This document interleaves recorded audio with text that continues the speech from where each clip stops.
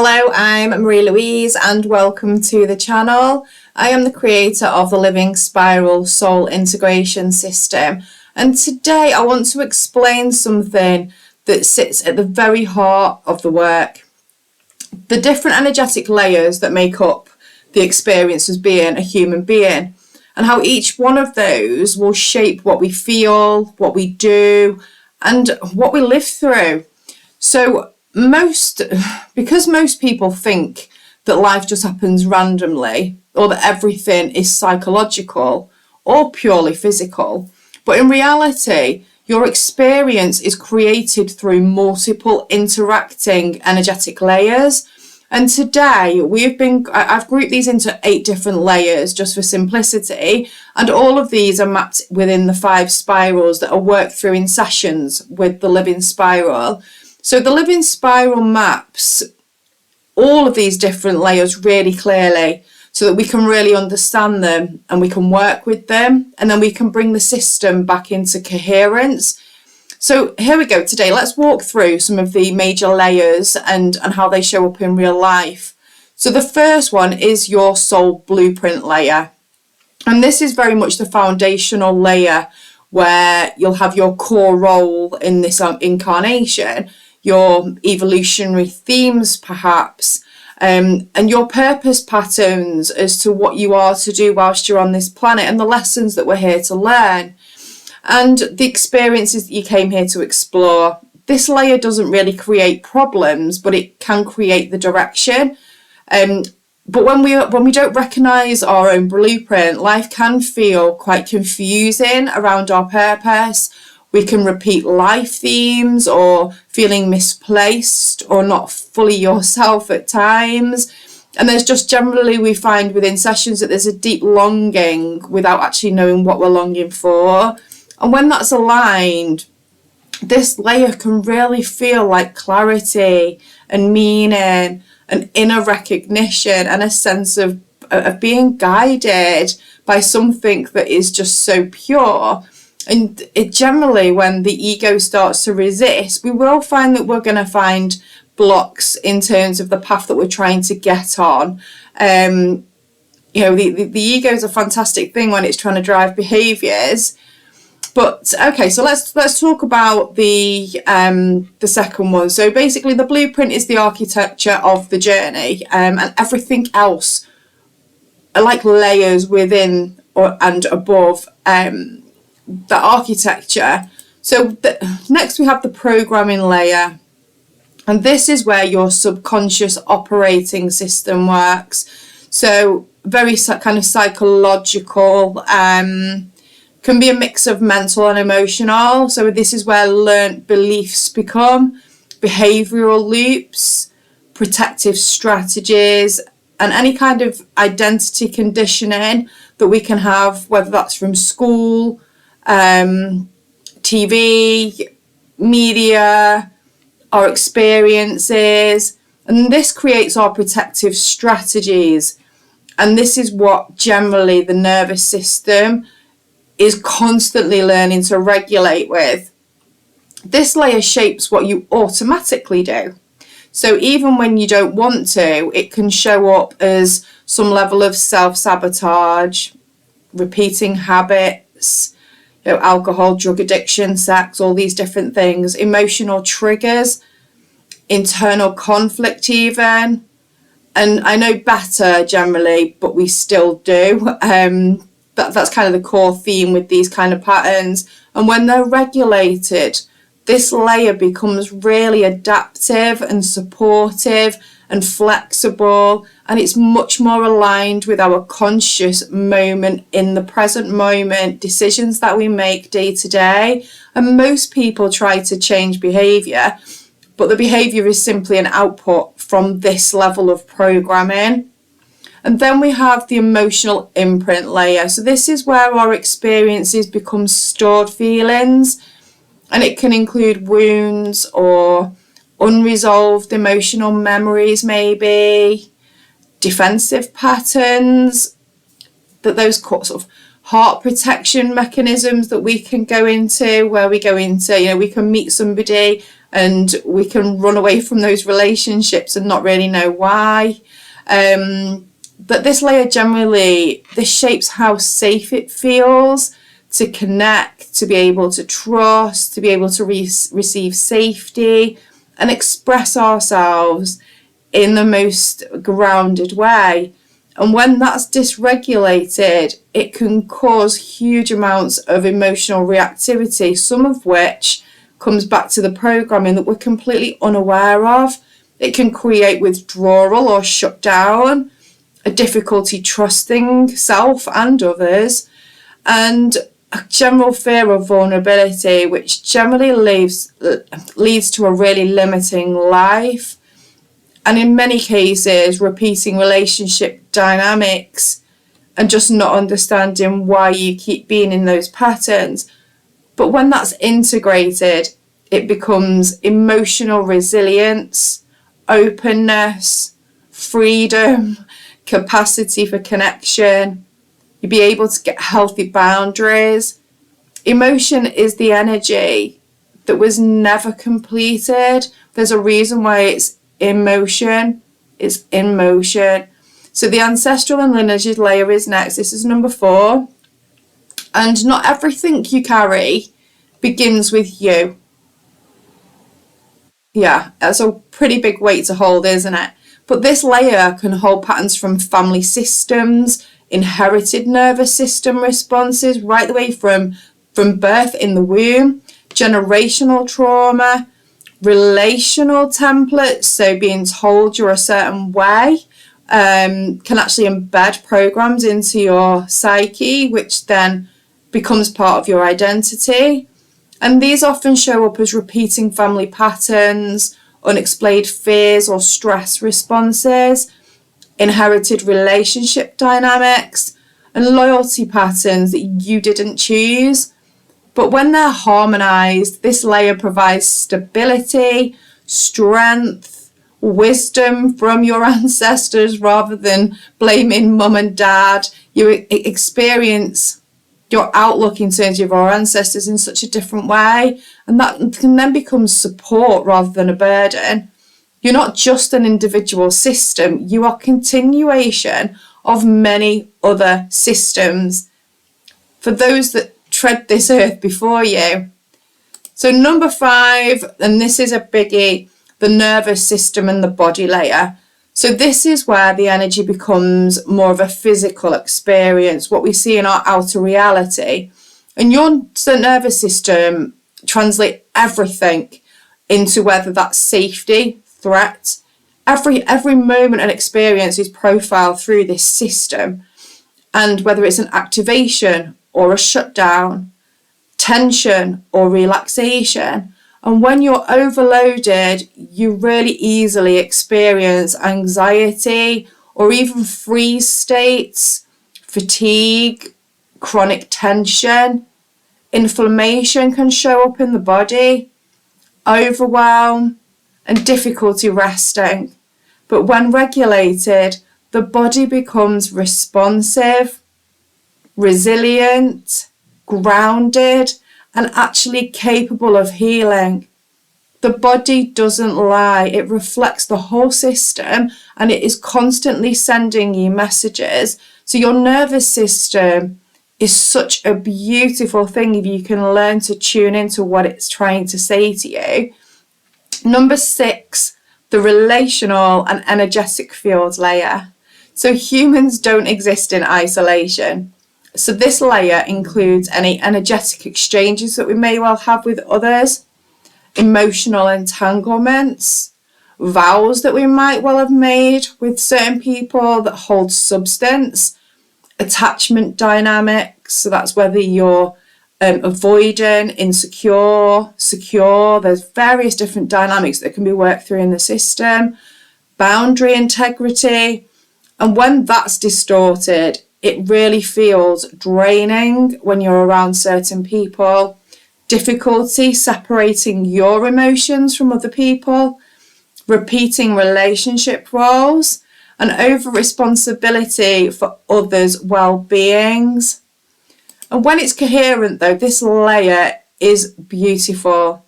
You're able to demonstrate clear boundaries, mutual exchange of giving and receiving, emotional independence, and healthy connection with most of your relationships. At some point, generally in this journey, there is a time when most do go into some level of solitude. And we can start to point fingers at all the people that have been part of our life, that are in our life, and we seem to think that if we erase those people, that the problem's going to go away. And it just doesn't work that way. So with the system, you can really work with all of that and just realise that actually you can bring peace into a lot of your relationships and understand where those boundaries are of what's yours and what's somebody else. And those relationship patterns are energetic structures, not just personality differences. And this is why many people will end a relationship and end up back in the same kind of relationship again, because there isn't a level of awareness to be able to be brought into their psyche as to what's really happening. Number 7 is the timeline and memory layer. So this system stores experiences across all time. So this could be unresolved past experiences, shock imprints, identity formed during specific events. So this could be where in the first charts we talk about our blueprint and various different roles of whether it's a guardianship, and way back into the past history, there was lots of persecution around our gifts, and a lot of that stuff can be brought in. I've had clients and students that have been unable to work with a pendulum because there's needed to be some kind of past life influence that needed to be cleared first, because they might well have had vows that were that they'd made, if they'd gone into a worship of religion, to not use it, and that needed to be cleared and unwound. There's so many different layers to this, but yeah, this can include identity formed with other specific events, frozen moments that are still influenced by the influencing of the present. So that can be when we talk about really high level of PTSD and CPTSD. These are frozen moments that it's almost like we've got a filmmaker and it's just on repeat, and we don't know when it's going to hit, and somebody's going to press the button and we have no control over it. So again, this is something where energetically it can be researched and seen what can be looked at and brought to awareness and really worked through. And when that's unresolved, people will stay stuck in cycles. They're triggered by reminders of the past, whether that's relationships or workplaces or experiences. It could be a car crash, it could be multiple different things. We all store trauma very differently within our bodies. So this generally works with any level of difficulty in moving forward. And again, we touch on that limiting the life that we're here to be able to really enjoy and embrace. And therefore, we end up repeating lots of life stages emotionally. We kind of get stuck. There could be something that happens in childhood that may well happen at the age of 4, for example. And then when something that's similar to that specific experience brings that emotion up, it can actually bring up in somebody that's 35 a 4-year-old's behaviour. So again, this is a system that will enable to be able to really look at those, and I describe it with like getting the tweezers out and pulling the roots out. And when that's integrated, time feels continuous and we can actually access the present moment. There are a lot of stuff that we do in terms of our memory capacity in the present is governed by our past experiences or the future worries that we have. So being able to pull yourself into the present, I definitely do not have the same memory as what I used to have when I was full of trauma, because most of my memory capacity and my decisions that I was making in the here and now were being played by my subconscious mind. And that's quite typical when we've had these experiences. But then the identity becomes much more fluid. You get to make a choice over who you are, what you want to be, and how you want to deliver yourself into your connections around you. and that growth becomes much, much easier. So healing is often reintegrated, and it's the reintegration of much of that time that's passed to be able to allow you to stay present and create the future that is far more balanced for you. So number 8 is the higher capacity and evolutionary layer. So this layer holds your potential, your higher capacities, whether that's intuition, creativity, insight, and expanded awareness. They all live in this higher capacity layer, but they are not but they cannot stabilize if the lower layers are still feeling overwhelmed. So this is where we talk about the spiral, and sometimes it's not about completing, one circle. There's much of the time we go up to a higher level and then we can come across the similar kind of patterns, and there's always going to be these little tests that come through, I guess, to be able to help us grow, and it's learning to be grateful of those. So when that is blocked, it can feel like you're disconnected from your intuition, foggy thinking, being really indecisive, and that can create huge stagnation. When somebody's in a job and they might well have been saying for the last 2 years that they're going to leave, but it just doesn't happen. Or they stay in a relationship and it's really not healthy, and they know it's not healthy, but they don't know how to get out. And also, we all have creative abilities. Like, it's part of our birthright. It's very much in our kind of lower chakra areas that we can access. Sex comes from that creative part of our systems. And then, we can end up really spiritually confused. Though I don't want to get into the religion side of things. This is very autonomous. Each one of the religions have their own kind of boundaries to work within, if you like. And for me, that feels confusing, but that's my own personal take on things. I'm very much about being a free spirit. So sensing that potential, but really not being able to access it. And when that's integrated, there's clarity, there's creativity that just completely flows from you, really deeper intuition, the telepathic communication that you're able to receive, especially with those people that are close to you, is absolutely on point. It's beautiful, and you have a much more expanded perception. So how these layers create in real life: every experience you have, every decision, every reaction, and every physical sensation is the result of interaction between all of these different layers. So, for example, anxiety might well have nervous system activation, emotional memories, subconscious programming, ancestral stress patterns, and then relationship conflicts might well involve emotional imprints or field entanglements with ex-partners, for example, any vows that might have been made that haven't been cleared on an energetic level.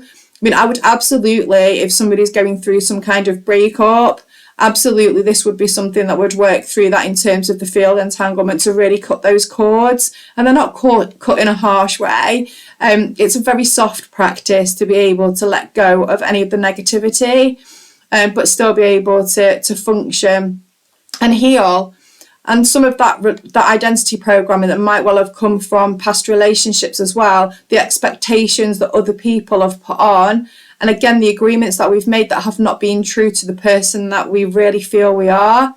Physical fatigue, so that is nervous system overload. We see it a lot in corporate organisations where there's a lot of burnout, and that is generally where people are living in a survival state for far too long, and they're going against what their soul is really speaking to them. There can be timeline shock residue from specific experiences that might well have happened, and a lot of some emotional suppression, which then, in terms of being able to truly stay from a place of unconditional love, if we're suppressing our own emotions, we're not able to show up as the best version of ourselves, and nothing exists in isolation. This is why single layer approaches often don't create the lasting change. Hopefully this gives more insight into the living spiral. The living spiral exists as a map for this entire architecture so that we can understand the system, work with precision at those roots, and restore coherence layer by layer. You are so structured, and when that structure is understood, transformation becomes so natural. So if this resonated, please do give it a thumbs up or subscribe to the channel for more information.